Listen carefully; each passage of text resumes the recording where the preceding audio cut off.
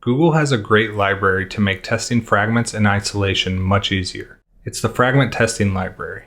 You can find the version and artifact on the Android X versions page, but this actually uses the same group as the Fragment group that we added before, and the same version. The artifact is only different, being fragment-testing. Open the Home Modules build.gradle file and add this fragment testing dependency as Android test implementation dependency. We'll also need to add the testing/app project dependency here as well. Let's remove the app compat dependency and add the normal fragment dependency that we have already defined.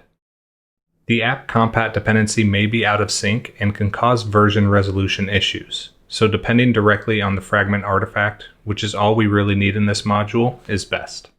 Now scroll up to where the test instrumentation runner is defined. This is where we have to add the fully qualified name for our custom test runner we created in the last video.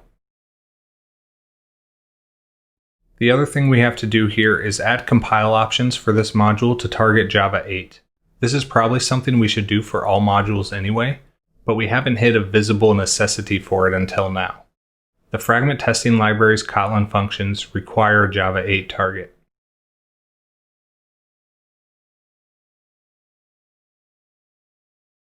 Now in the Android test source directory, remove the auto-generated test and add a new file called HomeFragment test.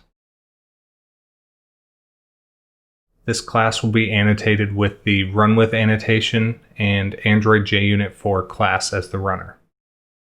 Add a setup function annotated with before, and we'll get a reference to our fake GitHub API here by using the testapplication.component helper that we added.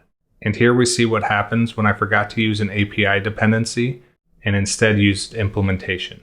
If you didn't catch it in the last video, we just need to open the build.gradle file for the testing app module and change app component project to be an API dependency.